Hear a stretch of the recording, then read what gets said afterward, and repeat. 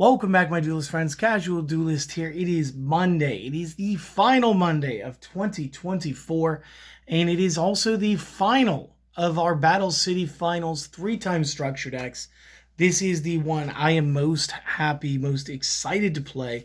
I'm going to be getting just like an extra set of these cards to maintain this deck at all times, which is something I hadn't done in Speed Duel, but I hadn't had a deck that made me want to just play one deck in Speed Duel until today, and that is going to be Ishizu Ishtar. Maybe not even this skill, though. This one is, again, at the start of the duel, flip this over. This is the As I Predicted skill. Now, this one doesn't... I'm playing kind of contradictory to this because I'm not doing any of this stuff. I may use the first effect a little bit, but let's go over it anyway. During a draw phase, instead of conducting a normal draw, you may look at the top two, add one to hand, send the other to grave. If I do, I must skip my next battle phase. Apply the following effects, or apply the following skills.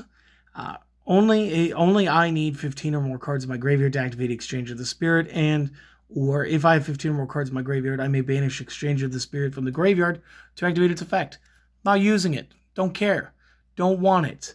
I might use the first effect. If anything, this card's in here because I wasn't allowed to change it.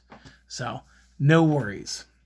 What we are going to worry about is this 22-card Gravekeeper deck, which really throws me back to like my humble beginnings when I really started getting hyped about being competitive way back in the day. And it's cool because it's got like stuff from like every little expansion of what Gravekeepers did. So we're going to start off with two Commandants. Commandant being the only, I believe, only Earth-type Gravekeeper card in the deck, because everybody else should have and always was dark. Outside of things like Charm of Shabti, which were sort of like gimmickal add-in deals. Commandant is still going to gain an effect, but the effect here is we can send this from our hand to the graveyard to add Necro Valley from our deck to the deck to the hand. And the reason that we want to do this is because, we don't really have terraforming. Plus, Gravekeepers in the graveyard kind of works out for us anyway. Plus, this means we actually got real Necro Valley. We no longer have to worry about using a Necro Valley skill from Ishizu that didn't really have all the effects or the full power-up. So again, it used to be like Necro Valley in name only. This means we have real Valley. Next up, we're going to be playing 3 copies of the Descendant. Descendant's effect, tribute one other face-up Gravekeeper monster card, target one card the opponent controls, destroy that card. Perfect. We have plenty of ways to get these guys back from the graveyard.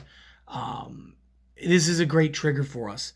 And in fact, it's helped out because we are able to play 3 copies of the Gravekeeper's Recruiter. And again, Recruiter is just good. When this is, if this card you control is sent to the graveyard, add a Gravekeeper monster 1500 or less defense from your deck to the hand.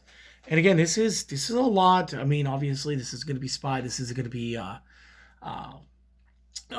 Guard. This would allow you to get more Descendants. It would allow you to grab Commandants. Commandants. It will allow you to grab Recruiter. I think with some of the bigger ones like Chief and Oracle, you may be able to grab Oracle. Chief should be a yes. There's other cards later, and I will build that deck later. You guys will see, and you guys will go, oh yeah, I love that card. But right now, we're just worried on, like, we need to get these out so that we can get these effects going. And we need everything to be powered up by the Necro Valley, so that's there too. And then last but not least, because we can only use what's in the Ishizu portion, we got to get our Spies out. Spy, flip, special summon a Gravekeeper with 1500 or less attack from the deck. And again, now it doesn't matter how much defense it has. So Spy can grab Spy, Spy can grab Guard. If we get our hands on those Souls and Lunas, like the options here for this deck moving forward are just going to be insane. And this is going to be the new meta, period. But this is good. Going into the spells, I am going to be running 2 Bashing Shields. It gives us an additional 1,000. We're going for some overpower stuff here. And then any damage that we would take from like recoil, or maybe we attacked a monster that was bigger than us, or our opponent played a monster that was bigger than us, we don't take that damage. We're going to be playing 2 copies Dragged into the Grave. Both players reveal their hands, look at each other's hands. We each send one card from our opponent's hand to the graveyard, and then we each draw. So that's good too. We're going to be running 2 Necro Valleys because, again, this is Speed Duel. It's a 22 card deck. I don't know how many cards you think we need to have in here, but here's the list of the reasons why you need this. Gravekeepers gain 500 attack and defense. Cards in the graveyard cannot be banished. Negate any card effect that would move a card in the graveyard to a different place. Negate any card effect that changes types or attributes in the graveyard. So like there's no recycling for some of the things like Necrofear never comes out. You can't banish.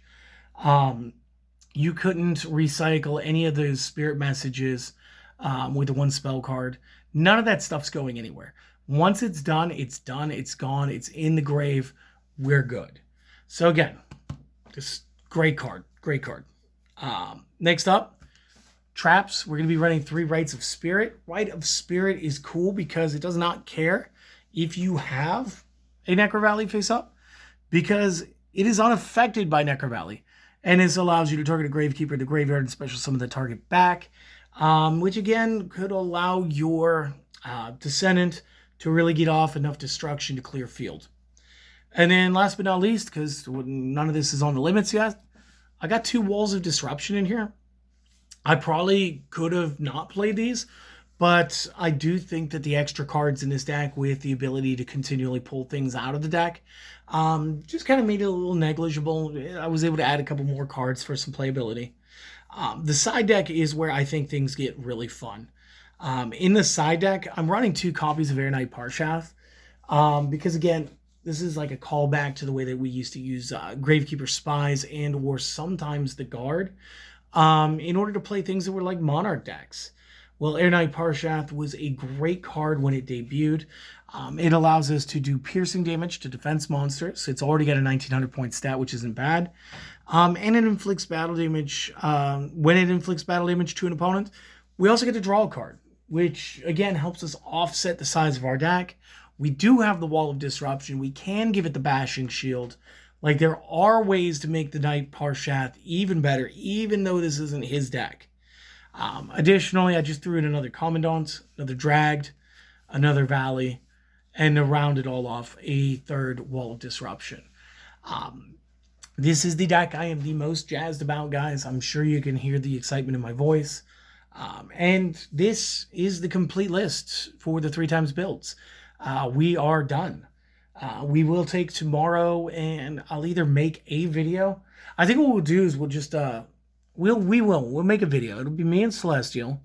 We're going to thank you guys then too, but like for everything that you guys have allowed us to do, to allow us to have fun and everything.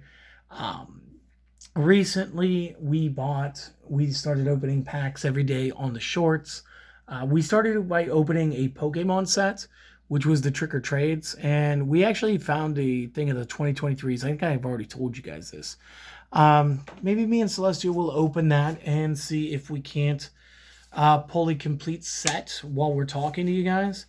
And really just thank you guys for being as awesome as you've been. You guys have always been there for us. She's getting more and more comfortable coming on the channel more often. And I see that you guys enjoy those videos more, so that's good too. We'll talk about some things that you might see in 2025 on the channel. We might be bringing on another duelist more often. Something, you know. But for right now, do me a favor. Enjoy this. Go enjoy your day. Get prepped for tomorrow. Spend the time with family or somebody that you care about. I want you guys to have a wonderful end to another wonderful year that I've been able to spend and share my time with you guys. So for right now, I love you guys. Take the rest of the day off. I'll see you again next time. Later.